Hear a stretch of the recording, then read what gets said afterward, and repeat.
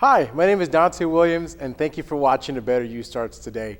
Today we're going to be talking about something that I think is really important, and I think that you all think is important as well. How do we love ourselves? Now, this is going to be a touchy-feely type of talk, but it's significant and it is important. How do we love ourselves? What does love look like, right? How do we accept our own love? This is something that I'm talking about and I feel is really important because for a large portion of my life, I didn't know what self-love looked like. I didn't know what love looked like, really, and then I didn't know what self-love looked like. And there's such a distinction between that, okay? You know, being able to love myself, and what I mean by love myself, is to be able to see myself in a good light where I can feel like I'm a person that is worth admiration. I am a person that is worth time and consideration. I'm a person that is worth being treated with decency, dignity, and respect. I'm a person that has goals and ambitions that I can achieve, right? Those are all things that stem from this element of self-love, being able to love me for who I am, what I am, and how I looked. I used to be an overweight kid. I'm a big dude now. I'm a big guy, and I love being a big man, okay? That's who I am. That's who I choose to be, and that's who I may continue to be, but I love myself. Now, if some of you are choosing to lose weight or you want to lose weight, do it because you want to. Don't do it because people place an emphasis that you should look like some fictitious model on a television screen. Don't do it because your family tells you you should do it. Don't choose a job that just because your family tells you you should do it or it's maybe in the history of your family. Don't do it because other people are telling you to do it. But do it because you choose to do it. Do it because it makes you feel happy. Do it because it makes you feel complete. Do it because you feel like this is something that you need to do in your life and to be complete. That's why we do what we do, folks. And for me, you know, I was overweight as a kid. You know, I was just a big kid. I got made fun of in school. You know, I was a little pudgy kid, like, you know. But unfortunately, those experiences of scars, those micro scars I call them, those micro scars really did do something damaging to me. You know, if I got called fat, not only by my friends, but if I got called fat by, you know, some negative people in my life that were adults, like, you know, all those words really did mean something. I think someone said this ridiculous, I think this statement's ridiculous, sticks and stones would break my bones, but words would never hurt me. That's not true. Words are very painful. Words are very hurtful. Words really do shape our way we think about ourselves, okay? Especially at a young age where we're impressionable. If you have adults in your life that are constantly saying negative things to you, what do you think you'll think about yourself, right?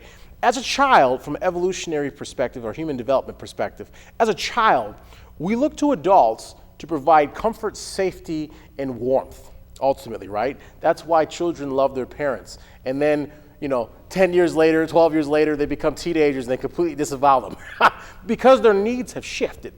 You know, when you're a child going into adolescence, you view your parents or adults as a positive thing where you love them, you want them to love you back. But when you become a teenager, your brain is developing and changing to become an adult. Now you're looking more for social peers to perhaps validate a part of who you are and your experiences. Okay? Not necessarily your parents, which explains why this sudden change, right? A lot of parents are like, what happened to this person? They used to be this. Well, in some regards, they're changing and trying to figure out their own identity. However, you know, when you're a young child and you have adults that are saying negative things to you, you have adults that might not be saying things or viewing you as in a positive light, all of those are stories that paint a picture to what our future could look like. Their words sign off on our future if we allow it to, right? So it is, in some regards, and the reason I bring that up is because all of those narratives that I heard, like, you know, you're overweight, you're big, you're dumb, you're not smart, all those types of things that I felt like that maybe was implicitly implied to me, not overtly applied to me, right? All those things I felt carried with me as a child into my teenage years, and then into my young adult years as well, okay? It never went away. It's the thoughts that we have that we battle with in our own minds about us not becoming the identity that we are wanting to be. Specifically this, okay? I want to be something in the future. I have this vision and dream of myself in the future.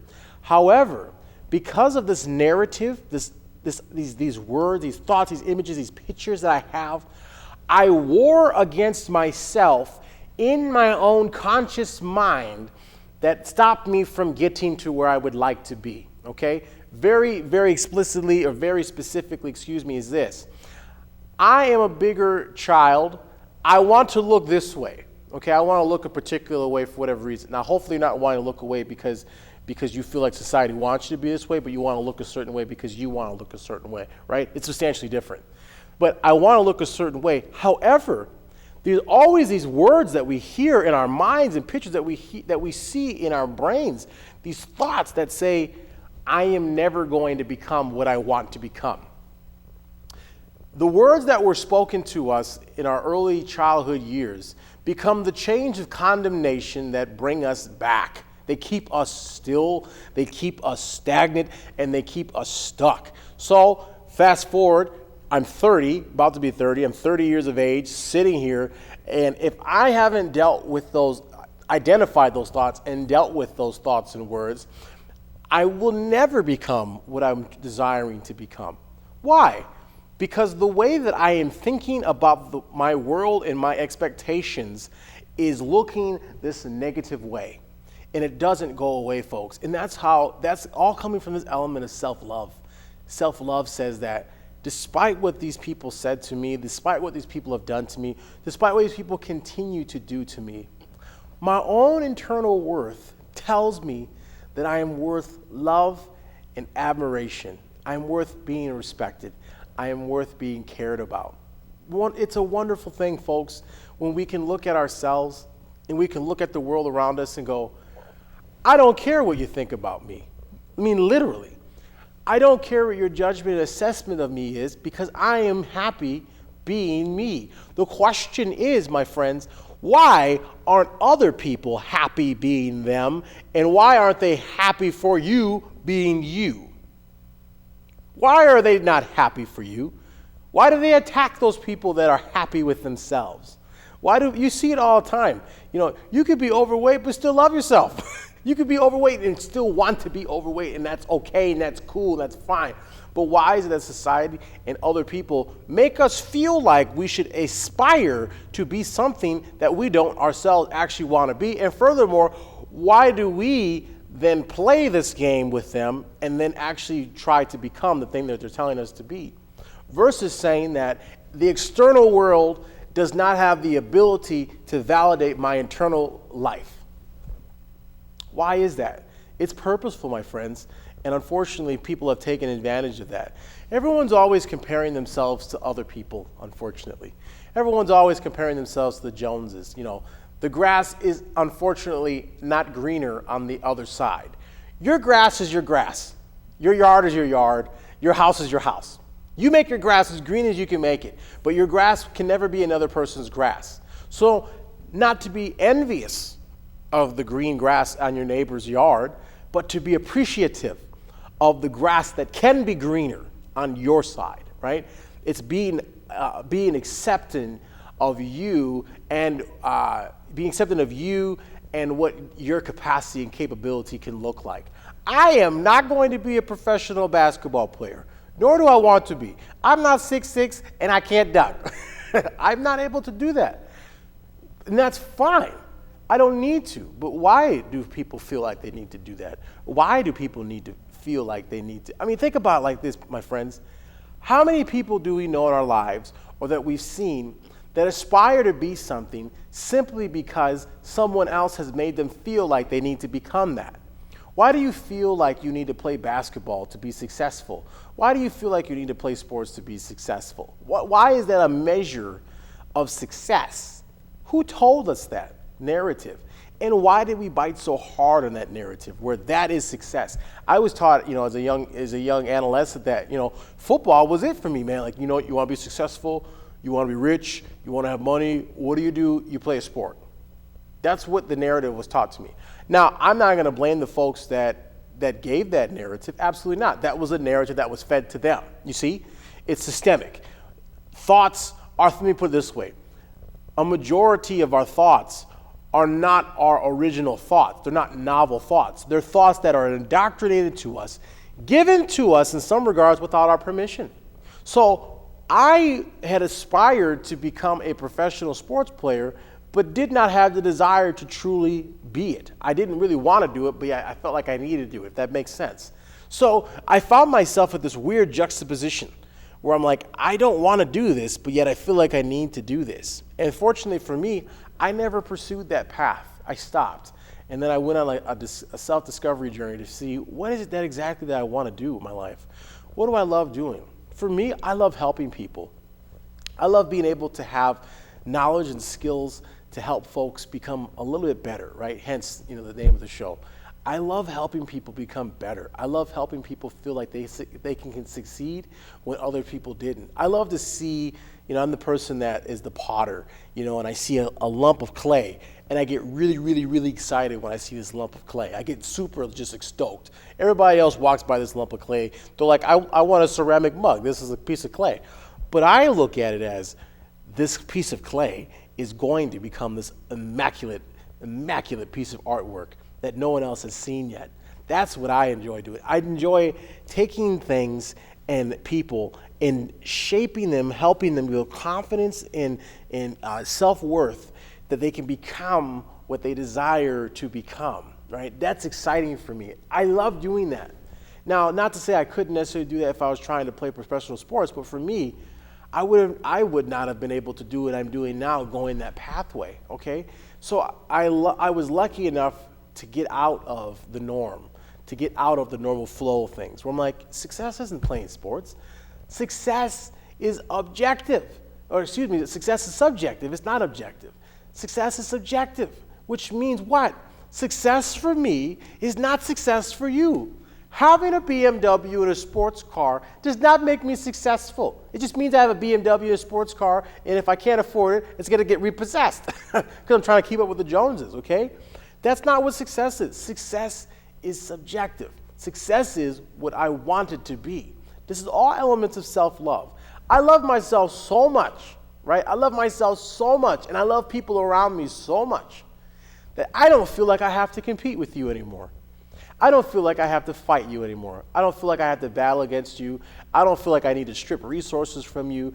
I don't feel like I need to take things away from you because I love myself so much that I don't care what you do because I get to do me, right? Do me, homie, right? That's all that is I get to do me. I get to do what I love to do. And we see in today's society, the zeitgeist of today's times and themes, is that people, unfortunately, really don't love themselves. That's why we start to see, in some parts, so much hatred and lasciviousness, man. We just see this nasty, nasty stuff. We see so much hatred because why? Because they don't themselves love who they are or who they become. And because they don't love themselves and they don't love who they become, they want everyone else to be able to operate from this perspective of a deficit, okay? Because you don't love who you are, you want people to become what you are, right? That we want people to look the way we want them, the way we look. We want people to act the way we want them to act. Why? Why can't individuals just behave the way they want to behave? Why can't individuals just become what they want to become simply because that's what makes them happy?